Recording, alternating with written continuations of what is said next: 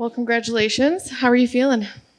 I'm good. Had to grind that one out, persevere, weather the storm, and they come back like the story of my life. I don't know why this is my path, but it just seems to be the way it is for me.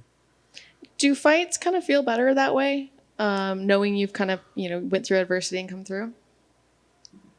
Yeah, I guess. I mean, I don't really know anything else. I mean, I have finishes, but like when you put in a fight like that where you're clearly lost the first round, and the guy was like felt really strong, and you know that he's dangerous in those positions, and for me to come out in the second round and clearly win the second, and then the third was close, but I was pretty sure that I edged it out.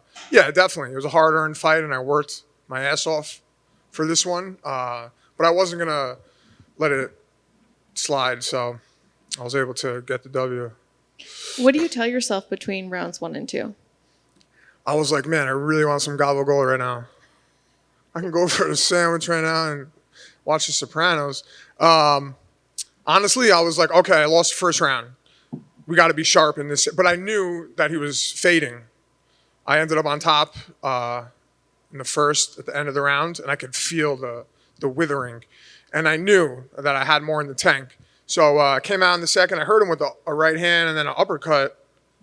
And I don't remember how I ended up on top, but I knew once I got there that I was in a good position. And excuse me, it was hard to get off my ground and pound. He's a really good grappler, high level. But I was able to do it, and I knew I won the second. And then going into the third, I was like, all right, who wants it more? And I clearly wanted it more. So as they're reading the scores, are you confident? Yeah, I was confident. I was like, all right, I knew in my mind I won the last two. So when I heard 29-28 Solecki, I was like, all right, I know it's going to be a split decision. And, I heard Jared, and I was like, all right, so I thought. How much time off do you want after this? Get married October 29th. Then I go on my honeymoon. And then it's the holidays. Not that I want to, just F off and eat gabagool all day, but I would like to get back in there. I'm sick of waiting 8 months in between fights because that's what's been happening to me. I have like a 5-year UFC career and I only got 9 fights. Like some guys are rattling off fights. So I got to, go home, see what happens after my wedding. And then, talk to my managers and see what happens. But I don't want to wait a long time. Maybe January, I guess, at this, with everything coming up. And we didn't get to hear it, but it sounded like you called out Paddy. Is that correct? I did. Nothing malicious. I think it would be a fun fight. And I actually like him, He brings shine to the game, and, he's got a whole country behind him, I guess, or a city behind him. But he did call me out pre-debut on a couple of big interviews on the Helwani show, a couple other interviews that he did. And it wasn't malicious on his end either. But hey, he's got a lot of shine. I would love to take it. I'll fight him in O2 Arena. I don't care. Doesn't matter. I fought Charles Oliveira in Sao Paulo. That was probably way worse than would be worse than O2 or equally as bad. You can imagine how it was. So, yeah, I think it would be fun. And my most important question, have you seen the new Sopranos movie yet?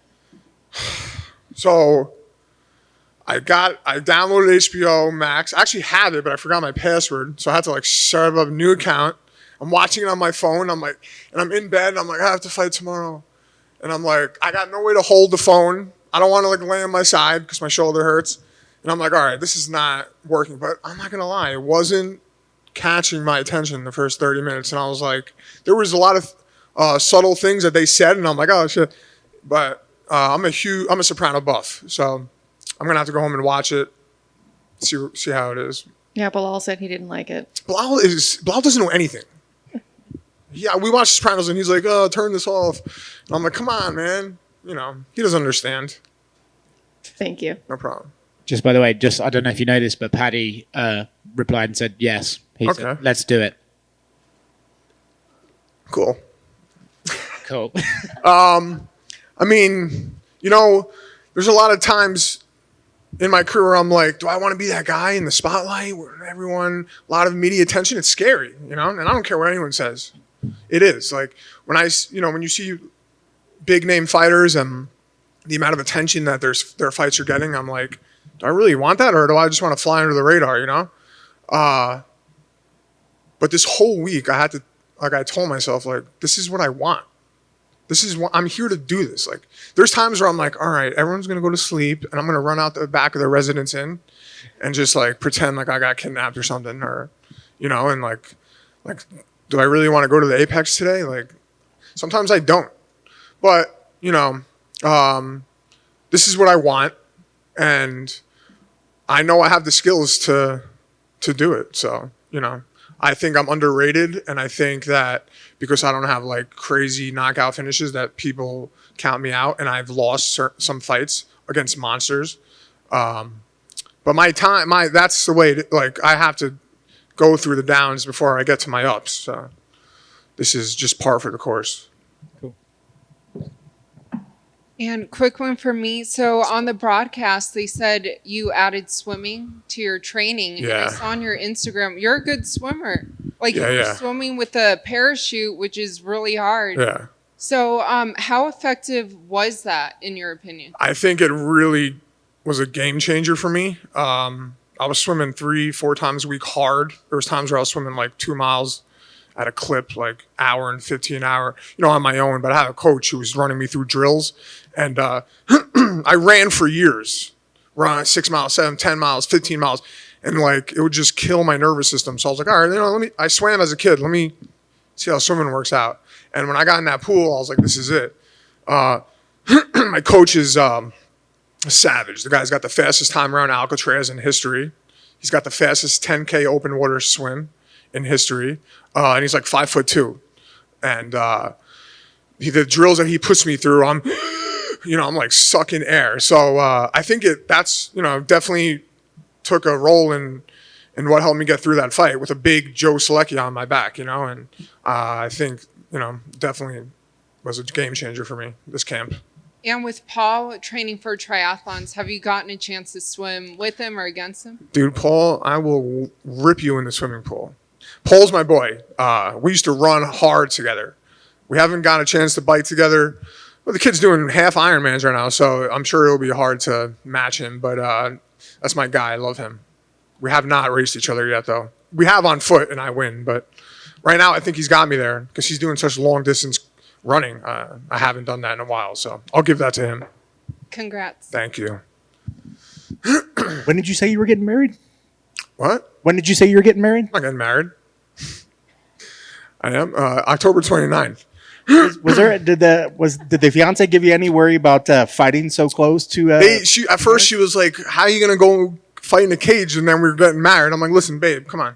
Who's, that's my girl though, my little Italian princess." Yeah, I mean, I got 5,000 scars on my head. How does my face look? It's all right. Fine. It's okay. All right. Doesn't look like you fought. Okay, cool. So I mean, actual. Adds character.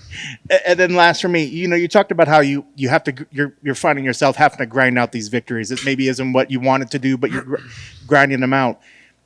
Is there something, at the end of the day, is there something to be proud? Even if you maybe never become the flashiest knockout artist, is it something that could be proud of, that people expect that you are a hard fight to get through, that you will grind them out? Yeah, I think when people watch my fights, they're gonna be like, geez, like what do you have to do to win in the transitions? And but I have knockouts. I got head kick knockouts. I mean, they were earlier on.